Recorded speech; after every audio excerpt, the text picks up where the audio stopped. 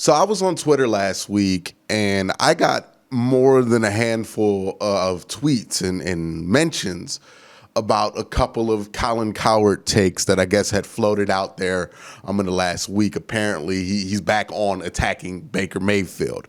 And, you know, when I heard that and when I watched these videos, my first reaction was to do what I always do, right? You know, new set, let me do a new Colin Cowherd video, dunk on him and tell everybody why he's wrong. But then another thought kind of overcame that one. Another instinct, I guess, overcame that one and told me to do something a little bit different because I feel like the fan base might need something a little bit different. And it really did change how I looked at this whole situation and how I want to respond to it. So what is that? What's going on with Colin Cowherd? Well, let's talk about it. Before I get started, I want to make sure I give a shout out to the patreon.com dog check tier members. And as always, I start with Michael Matique, Rob Farron, Kyle Stouffer, Lukey from Munich, David Roth, J Guy 101, Musty Taco, Joe Bobby, Keith Gerkak, Brad Calbo, Daylon W, James McGinty, Arenda Hall, Rex Kaufman, Chad Gimme, David Molinado, Andrew Sadejo, Dylan Hill, Josh Mendord, Eric Green, Jaleel Salim Jr., Martha Krusna, Mark M, TJ Showman, Stuart Moore, Bobo Regretti, Anthony O, David Arndt, Robert Jermaine Jr., Dave Mike May, John Cummings, Yo-Yo, Fight 3074, Andrew Hirsch, Hundo Magnifico, Paul Wilcox, Curtis Bayer, Batman, Rush Sharir, Barack Kumar, John Alver, Beerman 069, Masayua, Buds of Roland, James Nemo, Mac House, Reeve Hertz, Philip Wilcoxon, Marie Viver, CK, Keith Anderson, Sean Barron, Gagos Pisano, Dom Guzzulo, Nick Nasty, Ian Whitaker, Colin 216, Anthony Latham, Christian, Matt Bond, Dave Strong, Michael Stone, Soul Train, Charles Work, Billy, Michael Holden Acton, Moose Gentry, Patrick F. Austin Z, Mark Burnett II, Andre Griffin, Otis Wolf, IT Rex, Greg Ehlers, Austin Bolin, Jesus Serrano, Chris Phones, Picktown Brown Backers, Baker's a Goat, Matt Lloyd, Mark Kahn, Max Out Dojo, and Water Bear Marketing. Again, guys, thank you so much. Now, let's talk, hopefully for the last time, about Colin Cowherd.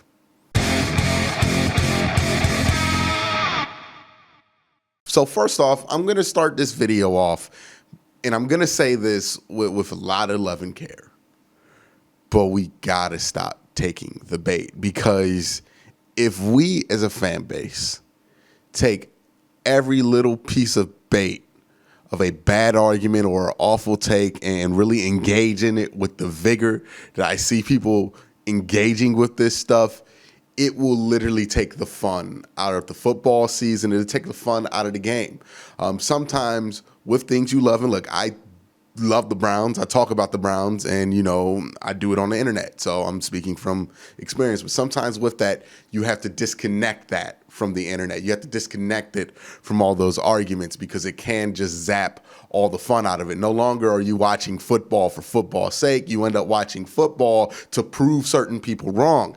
How do I know that? Is because in the 2019 season, you know, the bad one where they went 6-10, that is pretty much what my viewing experience was. Me trying to prove people wrong, or me watching the Browns to prove people wrong. It got to the point to where, you know, you would just be watching like, well, I hope Baker has a good game if the Browns aren't going to win. You know what I mean? It kind of skews your view of the game, and it kind of turns it into this weird vindication chase that just really takes the fun out of it. So I want to caution Browns fans to make sure they don't do that and just hurt their own enjoyment of the game, because I know that can definitely happen.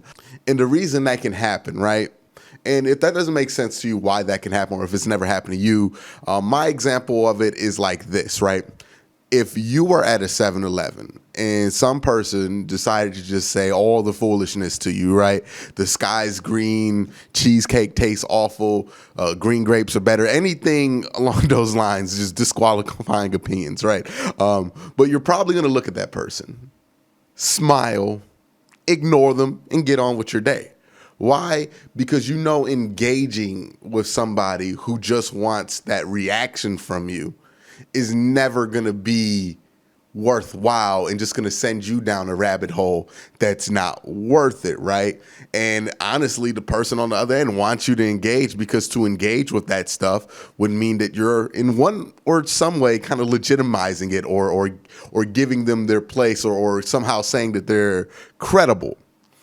And what I'm saying with Colin Cowherd videos is that when it comes to Baker Mayfield specifically, he is just proven not to be credible. So why would I want to engage with him? I mean, he has a track record as long as Baker Mayfield's playing record about being wrong about Baker Mayfield. He called Baker Mayfield undraftable the year he went number 1 overall. He said Baker Mayfield would turn out to be Case Keenum. They're both on the Browns right now, and let me tell you something, Baker's a lot better than Case Keenum. He compared Baker Mayfield to Johnny Football. Yeah, I don't think Johnny Football was ever this good. And now, despite Baker having like a 30 touchdown, 9 interception, over 4,000 yard passing season, 11-5 record, he's asking these weird questions like, oh, is he better than Mitchell Trubisky, or is he better than Tua? And it's just exhausting if you engage with all of it, right? Like if you just engage with all of the Colin Cowherd nonsense, it is exhausting because it's so dishonest where this comes from, right? And that's one of the things I want to talk about.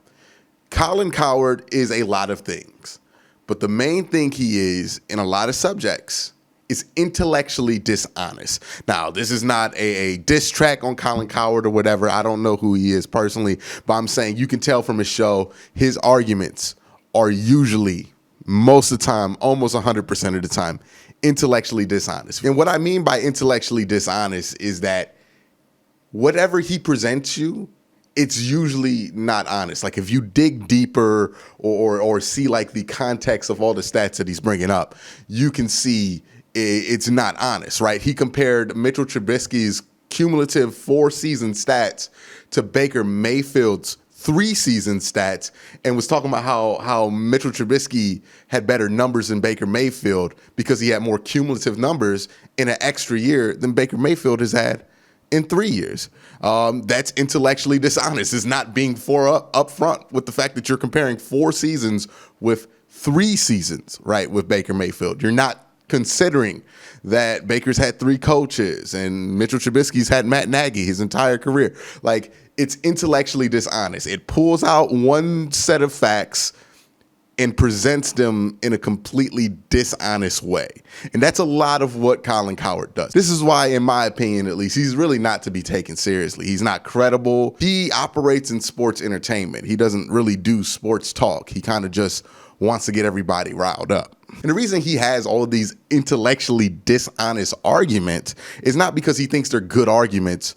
It's because he knows they're going to create a debate. He knows they're so bad that somebody is going to say something to argue with like a smaller detail of the bigger argument, right? Like here's a clip of him talking about the top quarterbacks in the NFL. I think he goes top 6, top 12, and then he starts to talk about Baker Mayfield.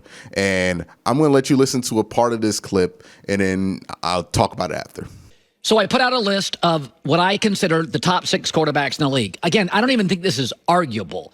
Mahomes, Brady, Rodgers, Wilson, Josh Allen, Deshaun Watson. I don't think that's really arguable. And then I said the next 6 we could debate. I have Matt Ryan in and I don't have Dak. Well, Matt Ryan's been an MVP and he's gotten to a Super Bowl. Dak's won a playoff game. But I said the second 6 are varied. I had in Lamar, Justin Herbert, Derek Carr, Jimmy G, Matt Ryan, Kyler Murray. And I didn't have Dak in, which, listen, Cleveland fans were outraged. Not just that Baker didn't make the second 6. Many said he should have made the first 6. Oh, and I'm on. Oh, crazy town.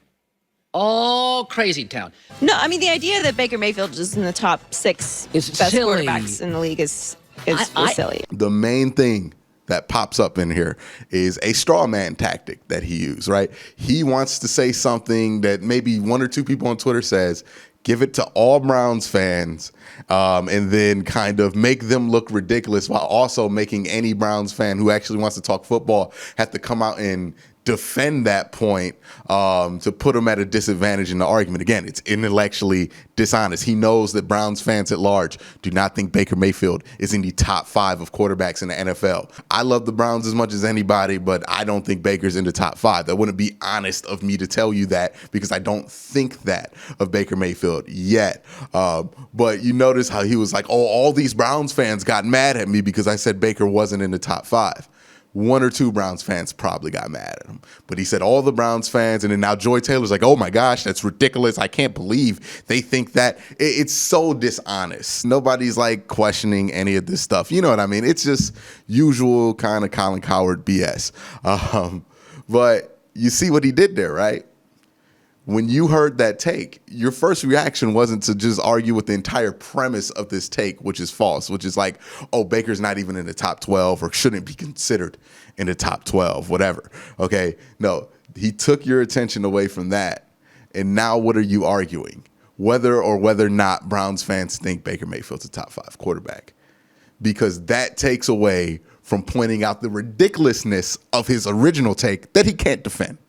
And that is what he is trying to do, because his arguments are never built off of things that, you know, are verifiable or in a way objective, right? Like QBR, like it's not a perfect stat, but it's objective. It's just numbers. PFF grades, they're not necessarily like textbook objective, but people tend to talk about them like they are. It's agreed upon in the football community that they have been pretty decent throughout the last 5 years. So we go like that. Advanced metrics, DVOA, all these things that you could build a solid football take on. And all these things that Colin Cowherd is aware of, knows about. But he always ignores to use these things whenever he's building an argument. You know why? Because his argument isn't built off a foundation of truth. If you look at all those metrics, right, the ones that are pretty objective or as close to objective as you can get about football, they say he's a top 10 quarterback. Now, whether you think that or not, that's up to you. But if all these numbers say it is, then there must be a strong argument to say that he is a top 10 quarterback. But if you watch any Colin Cowherd videos, you know they're full of emotional arguments that really aren't based off of any numbers or anything concrete, but just how he feels about something, just how he sees something, right? It drives me crazy when people talk about college football, right? Because people talk about the eye test. The eye test is it's just an excuse to be biased. That's all the eye test is. If somebody passes your eye test, you probably wanted them to pass your eye test consciously or subconsciously. But it's stuff like that, right? If they're talking about eye tests, they're talking about like height and weight and things that like we don't know what the specific translation is to a football field, and it's just more like emotional, momentum and all that. You know what I mean?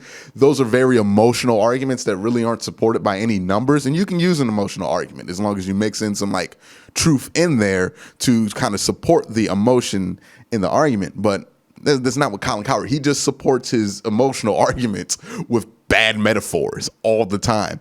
And by the way, to any of my younger viewers, if you run into somebody who's making a lot of reactionary, emotional arguments that aren't supported widely by numbers and uses metaphors and conspiracies to explain away the logic gaps in the videos, run away. You are about to get hustled. This is what Colin Cowherd is doing. He is hustling you at this point, right? He is hustling you to try to get your attention. He is trying to get your attention. This is how he goes about it. But the manipulative structure of Colin Cowherd's takes aside, that's not the sole focus on why I decided to make this video. I started this video because I really just wanted to address us Browns fans, and here's why. The Browns are about to be relevant in a way that most of us have never witnessed, right? They're going to have 6 national TV games. They're going to have plenty of 4-15 starts. The nation is going to be watching the Cleveland Browns. They're one of the biggest franchises, the biggest fan bases.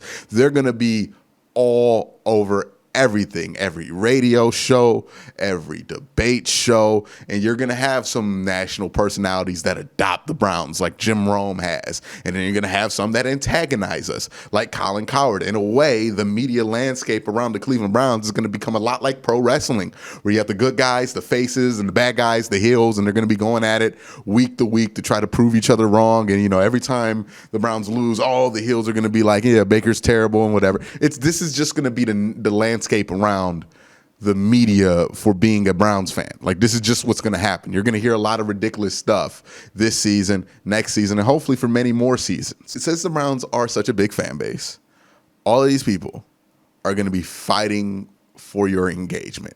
They're going to be fighting for your energy. And ask yourself, before you quote tweet or quote reply to another Colin Cowherd video, is this the person I want to spend my energy on? Is this the person I want to give my engagement to? Is this the energy that I want to give more energy to? And look, I'm not better than anybody that's watching this video. I plenty of times on Twitter can't resist to put my thoughts on top of somebody who said something just inflammatory to get attention, right? But that's what you have to ask yourself. Is this person trying to make an actual argument that's worth me putting feedback in? Or is this person, for lack of better words, just trolling for attention? Because I know I spent a lot of time in 2019 doing that, and it was not fun. So, and this doesn't mean that you have to only watch Browns channels that are going to say nice things about the Browns. You know, I'm not suggesting that. I'm saying that if you watch somebody and you do give them your engagement, like Zach Schomer is somebody that I watch all the time because I don't always agree with him about football, but you know what? I don't think he's coming from a dishonest place about it. So ask yourself, is this person coming from a honest place? Ask yourself when you're watching me, is Quincy coming from an honest place, or is he just finding stats to make the Browns look better because it fits the narrative that he wants to go? Or am I actually trying to say something about football? That's always what's important. That's the standard I try to hold myself to. And it feels like every time I respond to one of these Colin Cowherd videos, I just fall back into just reacting to goofy stuff that probably wasn't even meant to be taken seriously in the first place with a serious reaction to it. So that's all I ask. It's going to be a long season. The Browns are going to get a ton of attention this year. So you're going to want to be wise with how you spend your energy as a Browns fan. Make sure you spend it on things that are going to make your experience better and not drain you.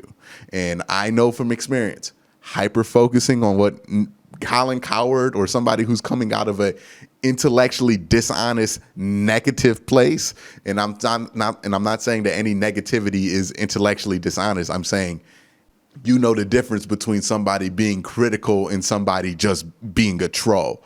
But I know from experience that that's not the greatest place to spend your energy. And I've learned throughout the last few seasons, and I learned through last season, you know, to spending my energy having these conversations with people who might think differently about the Browns or any other team or any other subject than I do, but, you know, can come from an honest place when it comes to conversation, because that is the most important thing in life, football, all that.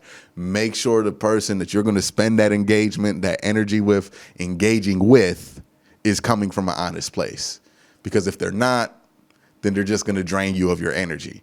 But that's my thought. I know this is a little bit deeper or a little bit of a different track, right? Y'all used to me kind of going at Colin Cowherd and telling him why he's wrong and everything. But I just had that realization, right? If I fall into that, I am going to drain myself before the season even starts, because that stuff just drives me nuts. So I thought I passed that knowledge on to you guys. You know, it's going to be a long season. Crazy wave of attention is going to come the Browns' way. So do your best to not spend that energy in places where it won't reciprocate anything. But let me know what you think down in the comment section below. Again, guys, thank you for watching. Have a great day. Have a good night.